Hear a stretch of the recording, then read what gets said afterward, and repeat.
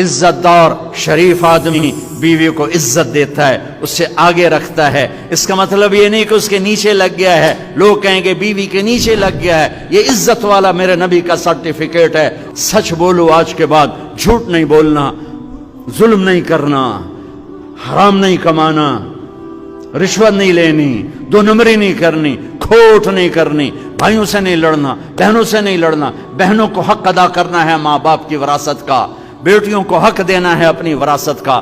بچے بیٹے لے جائیں، کیوں کسی اور مٹی سے بنے، کسی اور جس پانی سے بیٹا بنا اسی سے بیٹی بنی، کیوں ظلم کرتے ہو؟ یہ ہندو کی ثقافت ہے، ہندو کی کہ دین میں بیٹی کی کوئی وراثت نہیں ہے، ساری وراثت بیٹوں کی ہے۔ میرے مصطفیٰ کے دین میں بیٹی کی بھی وراثت ہے اور بیٹے کی بھی وراثت ہے۔ اب ہم اس ملک کو بدلیں، زندہ باد مرد آباد سے نہیں بدلتا، جلسے جلوسوں سے نہیں بدل، یہاں سے شروع کرو، یہاں سے طارق جمیل ابتدا کرے کہ آج کے بعد میں اللہ رسول کا فرما بردار بن کے زندگی گزاروں گا۔